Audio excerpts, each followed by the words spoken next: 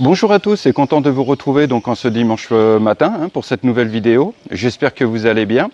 Alors la semaine a été relativement chargée au niveau de la chaîne parce que je suis en train de revoir un petit peu ma méthodologie de fonctionnement suite à des discussions, des échanges avec plusieurs personnes dont André qui est youtubeur également comme moi. C'est vrai que ça m'a fait un peu réfléchir sur ma méthode. Alors donc voilà, donc j'ai pris quelques résolutions. La première, c'est que je me tiendrai de manière drastique et de manière disciplinée à une vidéo par semaine, de préférence le week-end. Alors ça sera soit le samedi matin ou le dimanche matin, en fonction, je dirais, de la disponibilité et surtout aussi du sujet, puisque le dimanche, les commerces sont fermés. Et s'il y a lieu que j'interroge ou j'interviewe des gens dans leur activité, ça sera certainement dans ce cas-là le samedi matin. D'accord ? Ensuite, éventuellement, s'il y a besoin de faire des vidéos d'appoint de une ou deux, enfin de quelques minutes, dans ce cas-là, je les diffuserai le mercredi. Mais ça, c'est vraiment ça sera de manière ponctuelle et exceptionnelle. Comme là, cette semaine, je vous ai fait une petite vidéo qui dure 2 minutes 30. En fait, je ne l'ai pas faite. On m'a donné la vidéo et j'estimais que ça méritait d'être vu. Il s'agissait donc du joueur de dames qui a été grand maître dans les années 60 et déclaré champion du monde à titre posthume. D'accord, Babassi. Donc voilà, j'ai tenu à rendre hommage à ce joueur de dames et c'est pour ça que j'ai fait apparaître la vidéo en milieu de semaine. Mais autrement, je vous dis bien une vidéo par semaine, le week-end et de manière ponctuelle et exceptionnelle, le mercredi. Ça, c'est la première chose. La deuxième chose aussi dans laquelle je vais me tenir, c'est que j'ai décidé de revenir sur Facebook. Alors ça faisait 3 ans et demi que je n'étais pas retourné sur Facebook pour des raisons personnelles. Et j'ai décidé d'y revenir, toujours pareil, suite à mes échanges, à mes discussions. Alors j'ai réouvert un profil Facebook et surtout en parallèle, j'ai créé un groupe Facebook qui porte le même nom que la chaîne. Parce que pour moi, ce groupe-là, justement, c'est une succursale de la chaîne, c'est-à-dire que ça permettra aux abonnés de se retrouver, d'échanger entre eux, de faire part de leurs conseils, de leurs témoignages ou de leur expérience. Et ça permettra de créer une dynamique positive. Donc voilà, donc je vous encourage tous, abonnés, non abonnés ou qui me connaissez, directement ou indirectement, n'hésitez pas à rejoindre ce groupe sur Facebook, Franz Champin et Sénégal. D'accord ?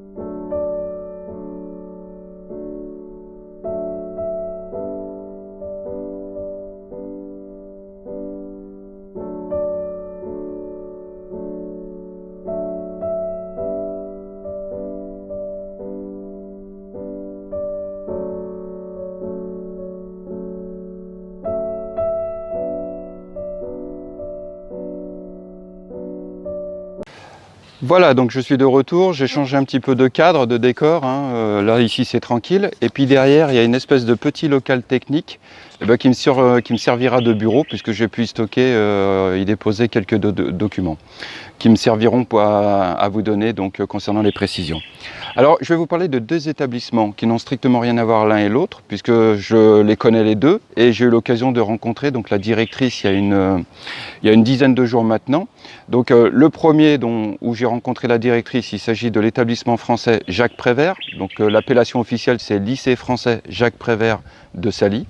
Donc je suis allé sur place, d'ailleurs j'inclurai une petite vidéo de présentation d'une 40aine de secondes pour que vous puissiez voir.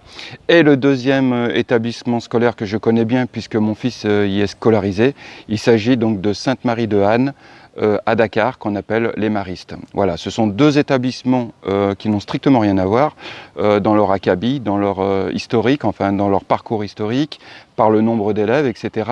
Donc je vais vous donner quelques chiffres. Donc le lycée français, donc Jacques Prévert de Sally, c'est à l'heure d'aujourd'hui environ 370 élèves, 25 élèves par classe donc dans le primaire, une trentaine d'élèves par classe dans le secondaire. D'accord ? À l'heure d'aujourd'hui, donc ça démarre de l'âge de 3 ans jusqu'à la terminale. La directrice m'expliquait qu'ils vont même l'année prochaine créer une classe pour les enfants à partir de 2 ans. Voilà, ça donc c'est concernant le lycée donc français de Jacques Prévert à Sally. Les maristes, alors là c'est une autre échelle, puisque les maristes ce sont 5000 élèves. Alors j'y suis allé aux maristes il y a 15 jours de ça. Je vous en avais parlé dans une vidéo où je présentais ma moto et j'avais passé une journée à Dakar avec la moto.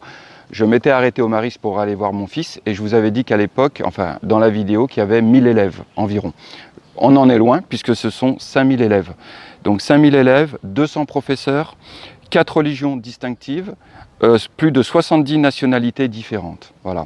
C'est un établissement qui a été créé dans les années en 1948 et qui a reçu le prix UNESCO pour la paix en 1991. Voilà. Donc il a une sacrée renommée, il bénéficie d'une excellente réputation.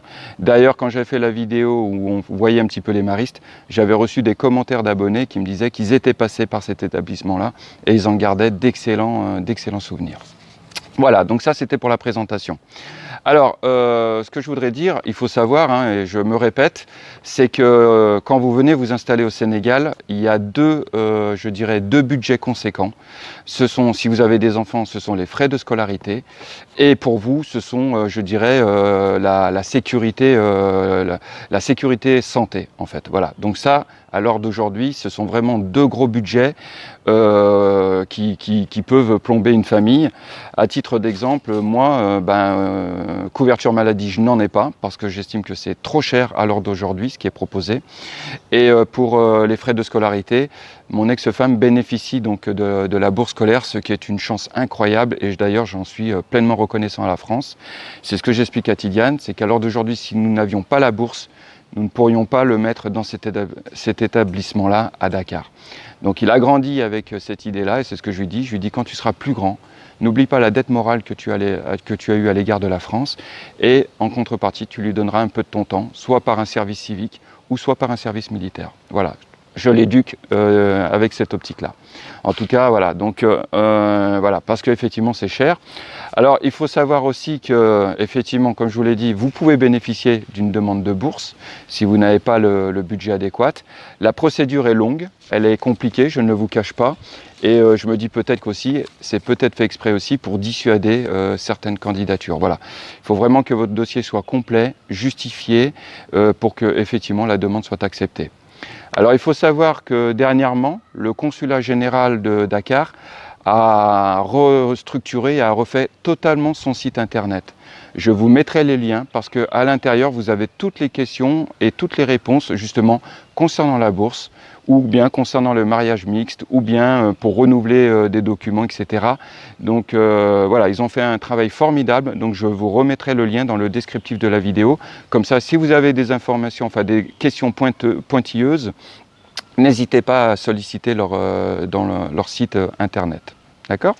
Voilà, donc ça, ce que je pouvais vous dire. Alors, il faut savoir au Sénégal que c'est un peu particulier.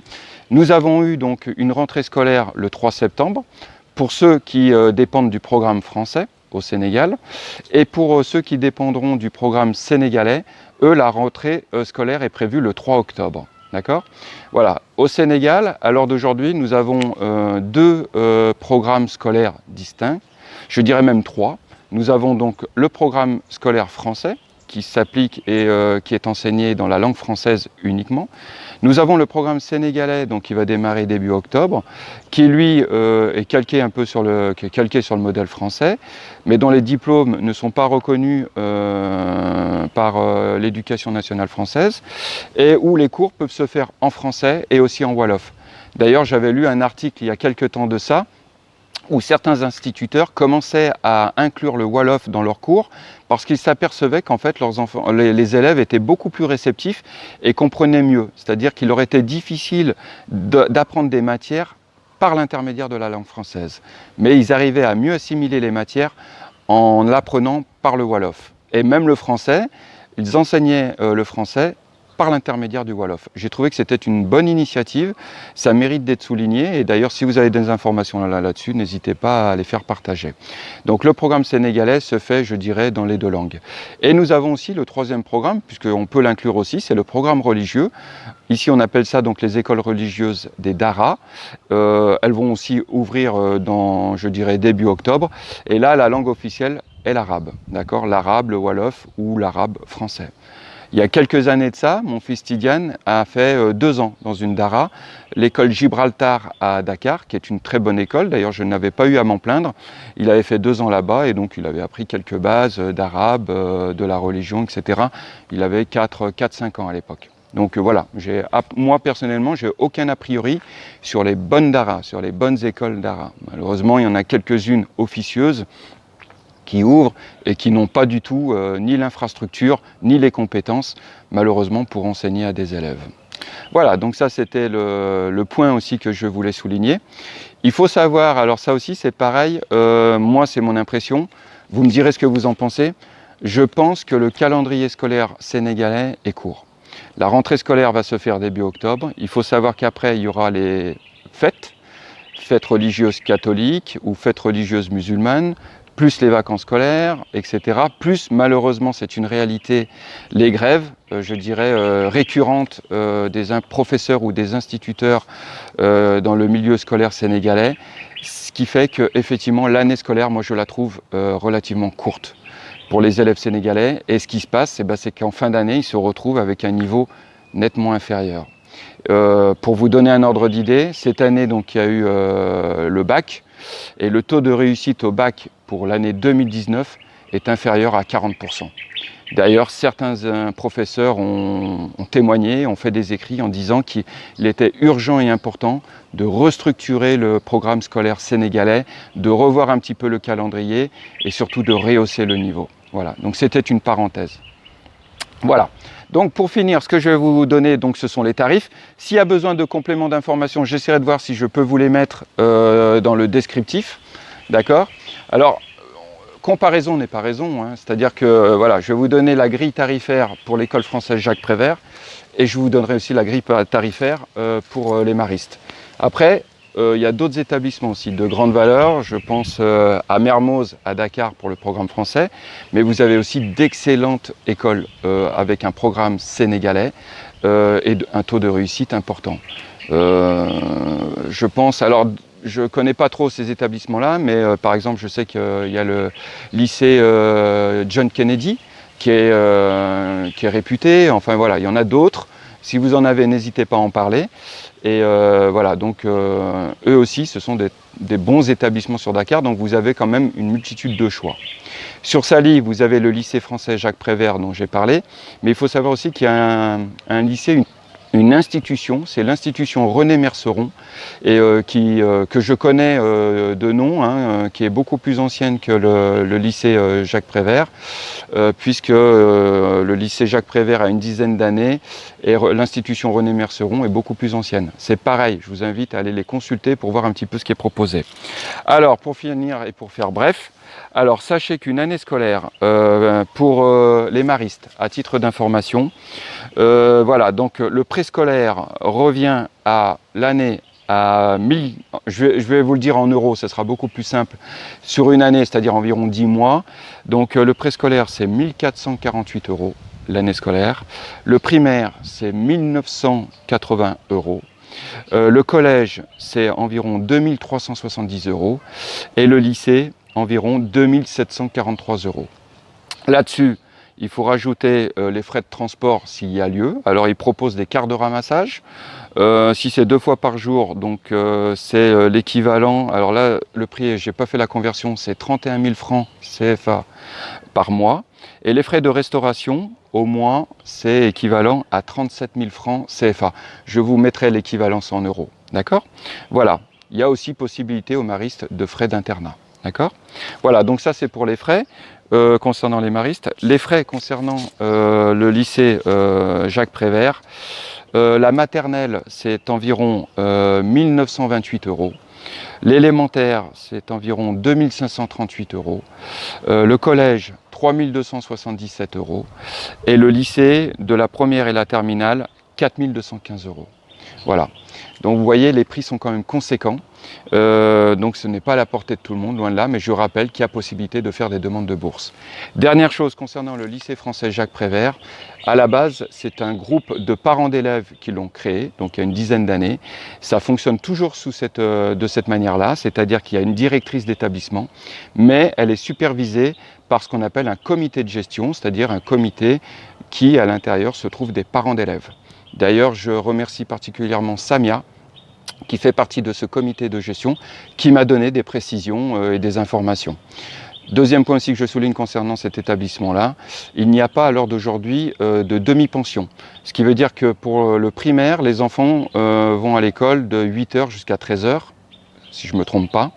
Et ensuite, à 13 h, la journée est finie. Et pour ceux qui sont en secondaire, bon, ils font leur scolarité le matin. Et il y a une coupure entre midi et 13 h 30, j'imagine. Et là, ils sont autorisés à pouvoir manger ce qu'ils ont ramené de chez eux dans l'établissement, ou alors à retourner chez eux pour se restaurer. Voilà, écoutez, je pense avoir fait le tour. Je ne veux pas être plus long que ça. Si vous avez des précisions, des informations, n'hésitez pas à en donner. Et puis sur ce, à très bientôt pour la prochaine vidéo, logiquement, week-end prochain. Bonne journée. Salut.